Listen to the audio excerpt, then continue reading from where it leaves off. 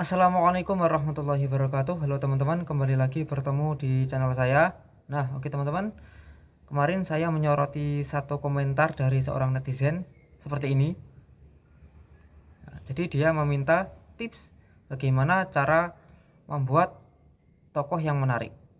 Nah, jadi teman-teman, saya dulu pernah membuat video seperti ini. Nah, saya di situ menjelaskan tentang tokoh protagonis, antagonis, dan juga tritagonis. Saya juga sudah menjelaskan di video saya yang dulu bahwasanya saya juga sudah menjelaskan bagaimana cara membuat tokoh yang menarik. Ya, jadi untuk kali ini saya singgung kembali masalah tersebut karena memang ada yang bertanya. Mungkin dia belum menonton video saya yang sebelumnya ya, tapi nggak apa-apa lah. Ini akan kembali saya bahas. Nah, untuk tokoh protagonis, antagonis, dan juga tritagonis, untuk pengertiannya teman-teman bisa menonton video saya yang ini ya, karena nggak mungkin akan saya ulas kembali. Kita juga akan menghemat waktu teman-teman ya, kita akan menghemat waktu biar nanti videonya tidak terlalu panjang. Nah, oke teman-teman, cara membuat tokoh yang menarik. Jadi gini ya teman-teman, untuk membuat tokoh yang menarik itu sebenarnya eh, kita membuat tokoh itu yang serealistis mungkin ya. Maksudnya kita buat tokoh itu yang sangat manusiawi, punya kekurangan dan juga kelebihan ya. Jadi jangan membuat tokoh itu punya kekurangan saja ya. Ini justru membuat karakternya si tokoh, apalagi tokoh utama itu menjadi sangat lemah ya. Tapi di sisi lain juga jangan membuat tokoh yang terlalu kuat ya, terlalu sempurna, gak ada kekurangan. Misalnya tokoh si A dalam sebuah novel atau film atau cerpen, si A ini sebagai tokoh utama, dia itu sangat kuat, sangat cerdas, sangat pintar, gak terkalahkan dan gak punya kekurangan sama sekali. Nah ini apa ya, jadi ya mungkin bisa bagus ceritanya, tapi kayak agak monoton. Soalnya karakter yang lain itu kayak ya udah, tokoh sampingannya itu kayak gimana ya, kayak kurang berguna begitu loh, karena tokoh-tokoh sampingannya nggak bisa membantu apa-apa karena si tokoh utama ini bisa melakukan banyak hal itu sendirian. Nah, berbeda lagi teman-teman kalau kita membuat tokohnya itu yang punya kekurangan ya, punya kekurangan itu justru membuat alur ceritanya itu lebih menarik. Contoh, kita ambil contoh di serial Naruto misalnya. Nah, si Naruto ini kan diceritakan dia itu gigih dalam berlatih, ya kan, punya sikap yang lucu. Nah, tapi dia juga punya kekurangan. Dia itu punya masa lalu yang kelam, dia dijauhi sama orang-orang satu desa, ya kan.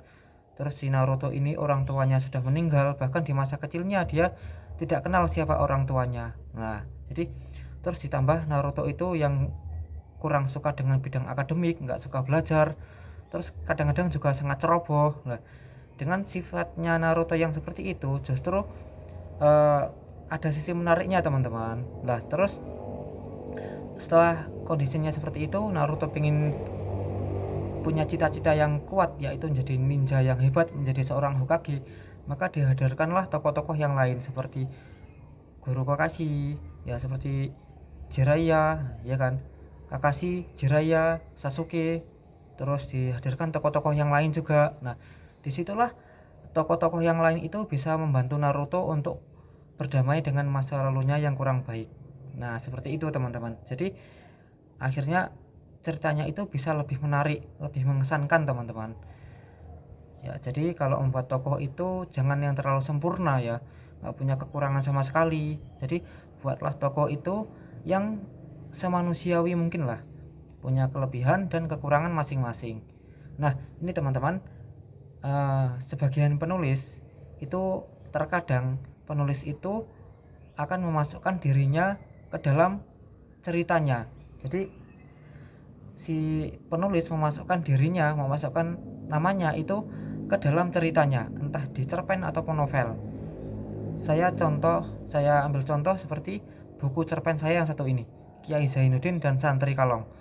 Kiai Zainuddin ini punya banyak santri dan salah satu santrinya adalah saya memasukkan nama saya sendiri, yaitu Harir. Saya memasukkan nama saya ke buku cerpen ini, tapi tidak saya jadikan tokoh utama. Saya jadikan dia itu seorang santri yang mengaji kepada Kiai Zainuddin, gitu teman-teman. Sebagian penulis memang seperti itu, memasukkan dirinya ke dalam cerita, entah dijadikan tokoh utama ataupun dijadikan tokoh sampingan. Ada juga yang memasukkan, ya, ada juga penulis yang memasukkan dirinya ke dalam cerita itu bukan namanya tapi sifatnya. Misalnya kalian punya sifat pemalu, lalu kalian memasukkan sifat pemalu ini dijadikan sifatnya si tokoh utama misalnya. Nah, itu justru akan bisa membuat tokoh ini sedikit lebih menarik lagi teman-teman. Misalnya kalian punya sifat yang pemberani misalnya, terus kalian sifat pemberani ini kalian jadikan karakter atau sifat di tokoh utamanya. Jadi si tokoh utamanya itu punya sifat yang pemberani, punya jiwa petarung yang hebat. Nah itu teman-teman, hal-hal seperti itu mungkin nama kalian atau sifat kalian itu bisa kalian masukkan ke dalam cerita yang sudah kalian buat. Ya, hal itu mungkin bisa membuat cerita kalian itu sedikit lebih menarik lagi, biar nggak monoton tokohnya teman-teman. Nah oke teman-teman, itu tadi tips dari saya cara membuat tokoh yang menarik. Nah semoga video ini bermanfaat. Kurang lebihnya saya mohon maaf. Assalamualaikum warahmatullahi wabarakatuh.